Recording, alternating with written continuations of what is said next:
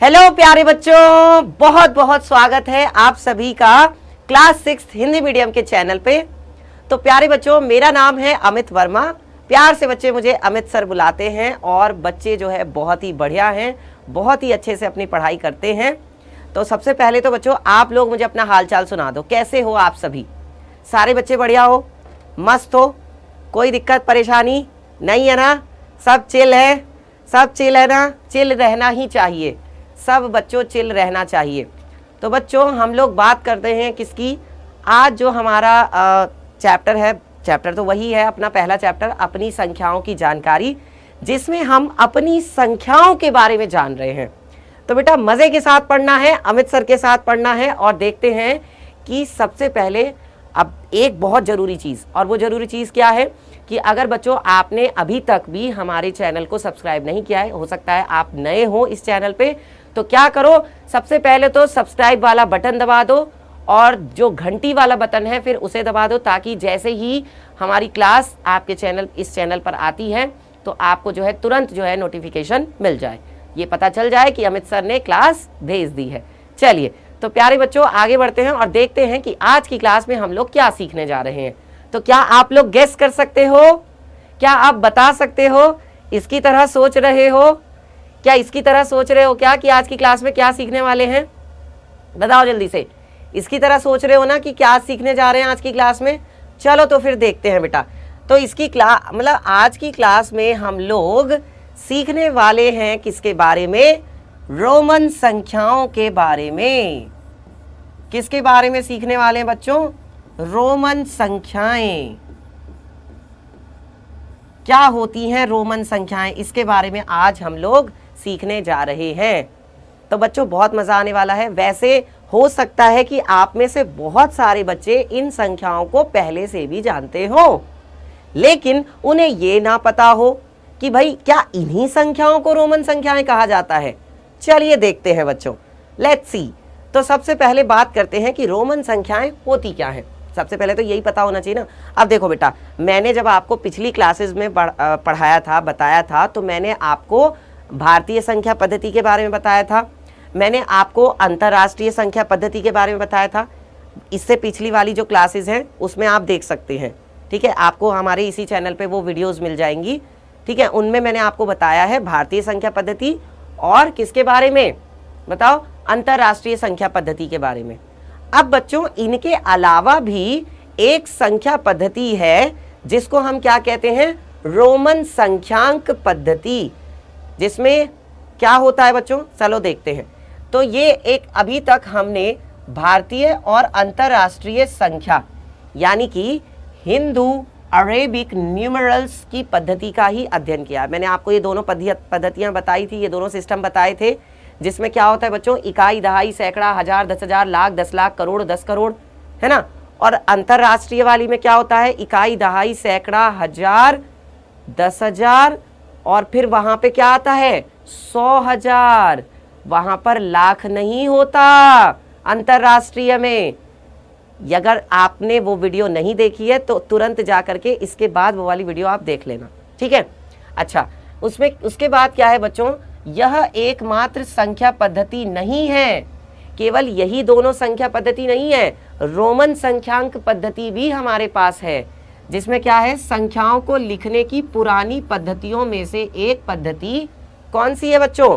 Roman संख्यांकों यानी कि Roman numerals की पद्धति भी है, जो बहुत पुरानी है। जो रोम के जो लोग होते थे वो इस संख्या पद्धति को यूज करते थे। और ऐसा नहीं है कि हम लोग यूज नहीं करते, हम भी बहुत सारी जगह पर इसको यूज करते हैं। अभी आप देखोगे कहाँ कहाँ पर करते हैं। यह पद्धति अभी भी अनेक स्थानों पर प्रयोग की जाती है। हम अभी भी बच्चों इस पद्धति को प्रयोग कर रहे हैं, ठीक है। चलो तो देखते हैं बच्चों कि इस संख्यांक जो ये रोमन संख्यांक पद्धति है इसमें होता क्या है, क्या क्या चीजें हैं, क्लियर हो जाएंगी फिर आपको, है ना बातें। तो बेटा जो रोमन संख्यांक है यानी कि जो रोमन न्यूमरल्स हैं, इसमें क्या होता है बच्चों? समझना जरूरी है ना कि भाई इसमें क्या क्या चीजें होती हैं। तो इसमें सबसे पहले देखो बेटा, ये होता है आपका रोमन न्यूमरल्स। देखिए यहाँ पर बताया गया है रोमन न्यूमरल्स। अब जो हमारे हिंदू जो हमारा भारतीय संख्यांक पद्धति है, अगर मैं उसके हिसाब से बात करूं तो अगर मैं 1 लिखता हूं बच्चों, तो रोमन संख्यांक पद्धति में हम इसको कैसे लिखेंगे? रोमन संख्यांक पद्धति में हम इसको फर्स्ट करके लिखेंगे, ये ठीक है। अच्छा, हम 5 लिखते हैं तो इसको फिफ्थ लिखेंगे। अगर हम 10 लिखते हैं तो इसको एक्स से लिखेंगे, ऐसे ऐसे एक्स बना करके लिखेंगे। अगर हम क्या लिखते हैं, 50 लिखते हैं तो उसको हम एल लिखेंगे। अगर हम 100 लिखते हैं तो उसको सी लिखेंगे। अगर हम 500 लिखते हैं तो उसको हम डी लिखेंगे। अगर हम 1000 लिखते हैं तो उसको हम या तो एम लिखेंगे या के लिखेंगे।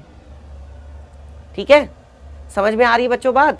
बताओ। अब जैसे कई बार हम लोग क्या लिखते हैं बच्चों, कई बार हम जैसे अब आपकी क्लास 6 है, कक्षा 6 है आपकी क्या है बच्चों, कक्षा 6 है ना, तो कक्षा 6 को ही हम क्या लिख सकते हैं? अगर मैं इंग्लिश में लिखूं इसको क्लास, अब देखो मुझे 6 लिखना है तो 6 कैसे बनेगा बेटा?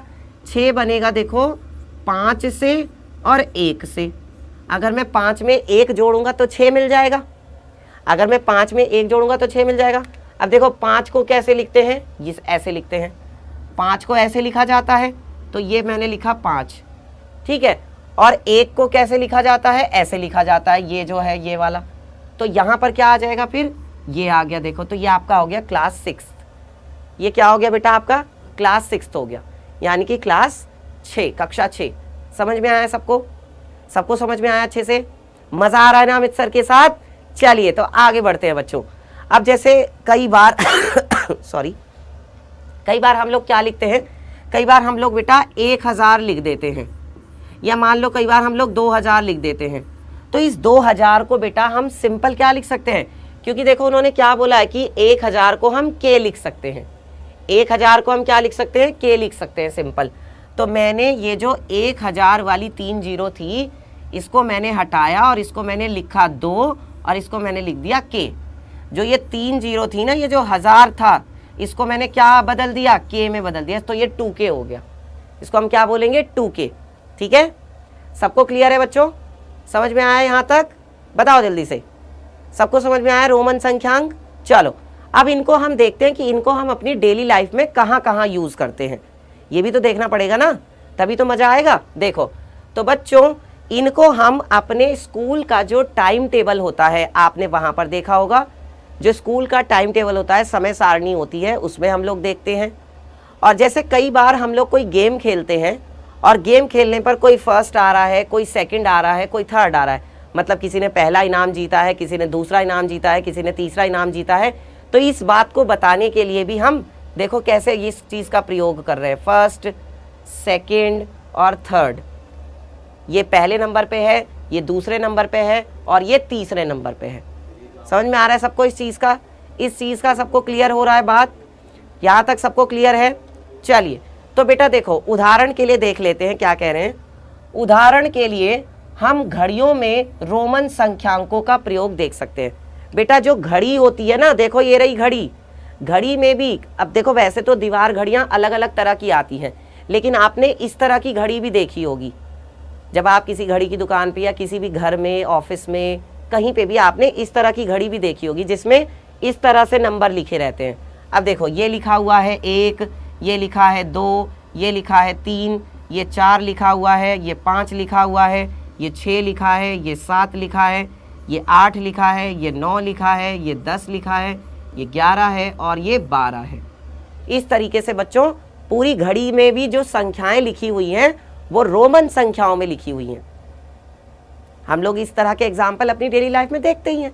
तो वही तो ये बात कह रहे हैं कि भाई हम अपनी आज भी डेली लाइफ में भी रोमन संख्याओं को यूज में ला रहे हैं, अभी भी यूज करते हैं हम लोग। ठीक है, और क्या कहा जा रहा है आगे? इनका प्रयोग स्कूल की समय सारणी में कक्षाओं के लिए भी किया जाता है। जो स्कूल की समय सारणी होती है, जैसे मुझे लिखना है टाइम टेबल की भाई क्लास जो है 6th क्लास की जो है, कौन सी क्लास है 6th क्लास की, 7th के लिए क्या करेंगे 2 बार ऐसे लिखेंगे, फिर 8th के लिए क्या करेंगे बच्चों, 1 बार V बनाएंगे, 2 बार I बना देंगे और 3 बार I बना देंगे, तो ये 8th क्लास हो गई। इस तरीके से करते हैं हम लोग। तो ये चीज़ है, ये हो गई आपकी 6th क्लास, ये हो गई 7th क्लास, ये हो गई 8th क्लास, है ना। तो जो हम टाइम टेबल बनाते हैं, जो हम समय सारणी बनाते हैं, कई बार हम इसको पीरियड भी बोल देते हैं, पीरियड, पीरियड, यानी जिसको हम क्या कहते हैं बच्चों, कालांश। कालांश भी कहते हैं इसको हम लोग, पीरियड, कि भाई छठे पीरियड में क्या पढ़ाया जाएगा, छठे पीरियड में गणित पढ़ाया जाएगा, ठीक है। सातवें पीरियड में क्या पढ़ाया जाएगा, सातवें पीरियड में यानी कि 7th पीरियड में अंग्रेजी पढ़ाई जाएगी, ठीक है। 8वें पीरियड में क्या पढ़ाया जाएगा, 8वें पीरियड में हिंदी पढ़ाई जाएगी, इस तरीके से, ठीक है बच्चों। तो ये चीज़ें हैं, तो ये हम अपनी डेली लाइफ में देखते हैं। तो आई होप कि आप सभी बच्चों को रोमन संख्याओं के बारे में समझ में आ गया होगा।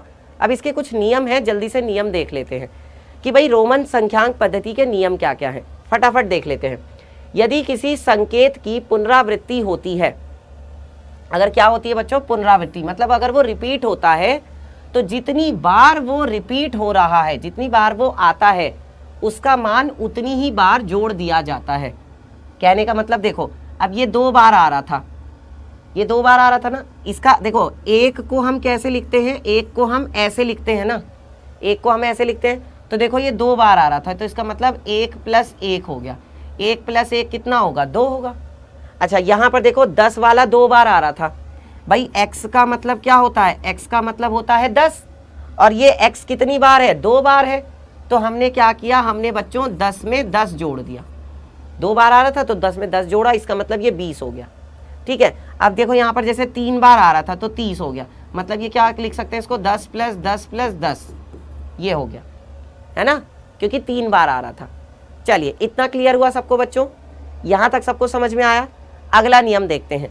अगला नियम क्या है, अगर कोई संकेत, देखो बेटा अगला नियम क्या कहा जा रहा है, यस, अगर कोई संकेत जो है 3 से अधिक बार नहीं आता है ना, परंतु संकेतों 5, L और D की कभी पुनरावृत्ति नहीं होती है। कोई संकेत 3 से अधिक बार नहीं आता, कोई भी जो संकेत है वो 3 से ज़्यादा बार नहीं आता, ज़्यादा से ज़्यादा 3 बार आएगा, ठीक है। और परंतु संकेतों ये L और D की कभी पुनरावृत्ति ही नहीं होती है, इनकी कभी पुनरावृत्ति नहीं होती, मतलब ये कभी बार बार रिपीट नहीं करेंगे। चलिए ये पता चला, अगला नियम देखते हैं। तो अगला नियम क्या कहता है बच्चों, यदि छोटे मान वाला कोई संकेत एक बड़े मान वाले संकेत के दाईं ओर आता है तो बड़े मान में छोटे मान को जोड़ दिया जाता है।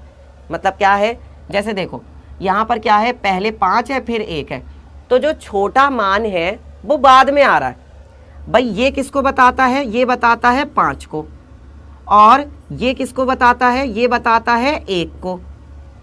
तो जो छोटा वाला है वो बड़े वाले के बाद आ रहा है। जब छोटा वाला बड़े वाले के बाद आता है तो हम क्या करते हैं, बड़े वाले नंबर में छोटे वाला नंबर जोड़ देते हैं। इसका मतलब ये 6 हो गया, ये रहा, ठीक है। L का मतलब क्या होता है 50, X का मतलब क्या होता है 10, और V का मतलब होता है 5।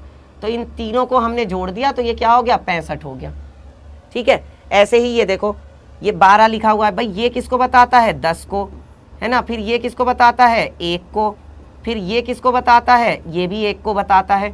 तो इन तीनों को हम क्या कर देते हैं, जोड़ देते हैं।